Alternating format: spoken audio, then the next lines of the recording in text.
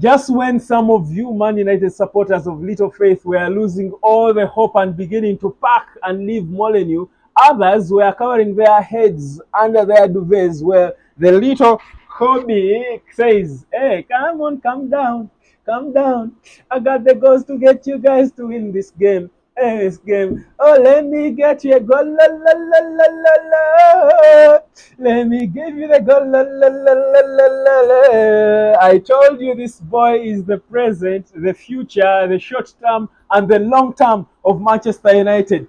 This is exactly what I've been talking about. Player of the last month, obviously setting the scene for the new month of February on the first day of the month. He does that. Boy, isn't that the most satisfying feeling for you, genuine United supporter out there? I've never felt anything like this, I think, in such a long time watching Manchester United. The only closest I got to that was the win against Aston Villa when Hojlund scored his first goal. But guys, this was Kobe, my Kobe, saving United. It's a miracle of Molineux. It's the miracle of Molineux. My name is Webb. Welcome to the United Hotspot. Here is my player ratings. Of course, you know who the man of the match was. 10 out of 10 for Kobe. Don't tell me what. Don't tell me nothing. Kobe Mainoo was for me a 10 out of 10. He was defending with his body, soul, and mind. He was scoring goals. He was the only one doing everything right, putting right passes together, knowing when to accelerate. And I was seeing someone saying Kobe and Casemiro are slow in the middle. Kobe is not slow. Kobe is not slow. Kobe knows when to be slow, when to be fast, when to go for the ball. He's a pickpocketer. Because when he goes into a tackle, he cannot fail to get the ball. Now, I've said this. I've told you guys that I want Eric Ten Hag to try playing Kobe as a number 10. That boy will score more goals because he's more dangerous closer to the goal. Because when he's defending and the Brunos are kicking balls and wasting them, all these guys are refusing to give balls to Hojlund. He can take things in his own hands, and he does such in the most pressure moments of the game. Second consecutive game, second consecutive goal. I go. Honestly, this was the hardest night for me in a very long time. I just went to bed thinking about this game. Kobe Mainoo, 10 out of 10. Away from Kobe, let me now go to the other players who performed. And Andre Onana will intentionally come last. I'll go to Bruno. Bruno, the captain, had his moments. Bruno, of course, as always, will do a couple of wrong things, a couple of good things, but he's Bruno Fernandes. He's the captain. He's the brain of the team. He's a hard worker. And yeah, I would give him a 6 out of 10. He was one of our not so good performers on the night. So I'll give him a 6 out of 10. One player who we don't give enough credit for me is Diogo Dalot. Diogo Dalot was involved in, I think, 2 or 3 of the goals we scored. So Diogo Dalot for me is one of our better performers after Hojlund and Mainoo. So I'll give Dalot a 7.5 out of 10, if not an 8 out of 10 actually.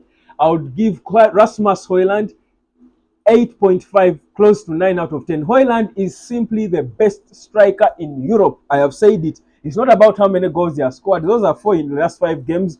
But Hojlund's movements, guys, every day I'm amazed by this boy and how I think he was never late at school.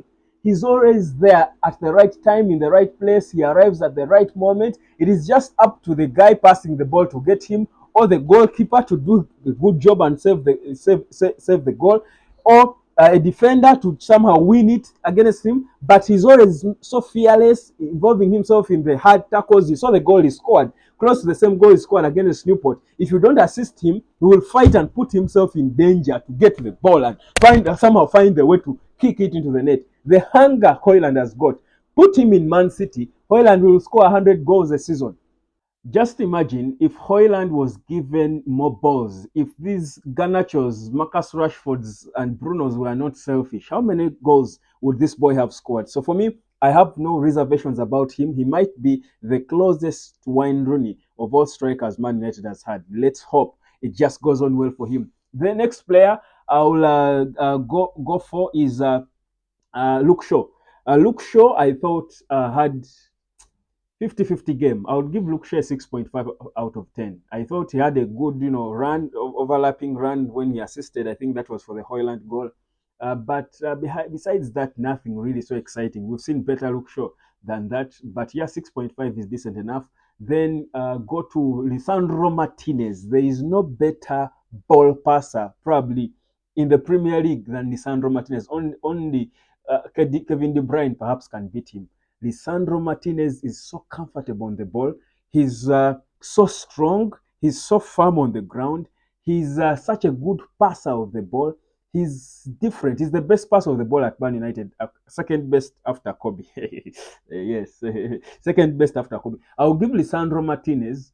If Kobe is 10, Martinez is 9.5. He was our second best player for me. So Lisandro Martinez, I hope he did not get injured. He was put off, and I saw him checking his foot, and he has had a foot injury that saw him out for a long time. I hope he was not injured again. And you saw when he went out, it dismantled for us terribly. So I'll give him a 9.5. What a defender. Best signing Ten Hag has made.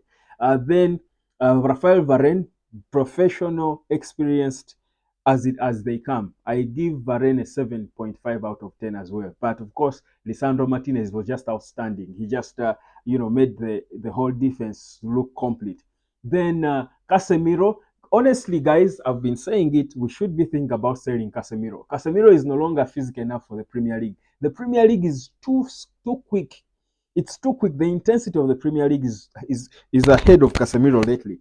I think Casemiro, he was almost getting a red card. The penalty we considered, the fouls he was making were because he's no longer as quick. So what a guy beats him, and the next easiest thing for him to do is to foul them. So for me, we should be selling Casemiro. I would give Casemiro 6.5 out of 10 as well. Alejandro Garnacho. Garnacho, besides being weak, I think he's a threat. Whenever he gets on the ball, he makes good runs. He's always not afraid to ask for the ball.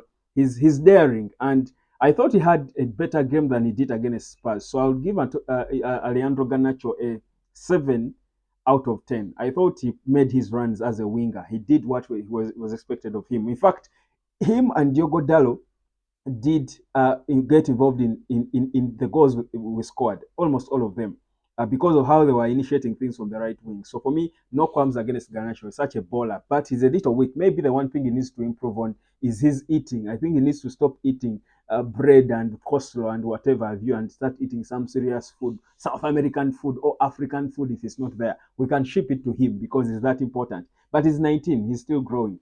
Then the other player, Marcus Rashford. We should send Rashford back to Belfast. We should probably get him a private jet to be taking him to Belfast every weekend because, boy, the first half was balling. And I love the bromance between him and Hojlund and the communication because the goals that Hojlund has scored, most of the goals he has scored that have been assisted were assisted by Rashford. That's the funny thing. Yet we know that Rashford at some point was selfish. I think we had to call him out for him to do that. But Rashford can be a threat of a winger. I still think, well, he confuses you. Just when you're beating him and bashing him, he comes and turns up. But I still think we need to sell him, honestly.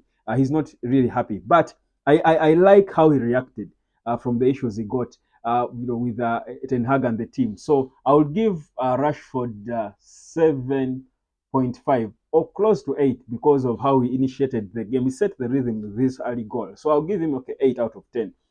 Then I'll go into Andre Onana, the goalkeeper. Onana. I'll blame Eric Ten Hag for Onana. I'll not blame him because Onana didn't do anything new. He did not do anything we didn't expect. But Eric Ten Hag keeping him there, you saw Onana could not even lift his hands up for the equalizer. I think it was the equalizer for Wolves. The boy is fatigued. He's tired. He can't play. You saw his body language. He's frustrated. Why is he still playing football? Eric Ten Hag, what are you doing? This is the boy who is going to get Ten Hag sacked. So I'll give Onana a 5 out of 10. Okay, 4 actually. He was below average. 4 out of 10. He saved balls I could also save. Onana, no. Onana needs a rest, Eric. The guy needs a rest for his own sake and for your job's sake. Then the substitutes. Anthony, same thing with Onana. Anthony should either be a left back at Millwall, not even a forward. Anthony should be playing left back because he can fight in the back and clear balls. But Eric Ten Hag keeps bringing this guy ahead of Amad Diallo, and I don't get it. I just don't get it. Ten Hag, I don't get it. So I'll give Anthony a 2 out of 10 when he came on. Scott McTominay comes on, impacts, makes a change. Scott McTominay, I'll give him a 7 out of 10 for the few minutes he was on the pitch. Then go to the coach, Eric Ten Hag. The squad was obvious. I will not praise him because all players are fit. That is the obvious starting squad. I will not praise him for selecting the right players. That was anyone would select the same squad. We played well. I think this was our best game of the season. Yes, there are areas to improve defensively, but this was our best, most calm, convincing performance of the season for me. But Eric Ten Hag, for his substitutions, yes, Scott McTominay got it right, and Casemiro was even, hugging him and thanking him. But I would give Ten Hag altogether, I would give him a 6.5 out of 10. There is nothing magical he did. Then, finally, the entire team as a unit, I would give us a 8.5 out of 10. Yeah. The remaining 2 or at 1.5 will go to how we ineptly lost the game, but it was because of Eric Ten Hag, his wrong decisions. That's what I think. My name is Webb. Subscribe to the hotspot. Kobe Mainoo. Bye.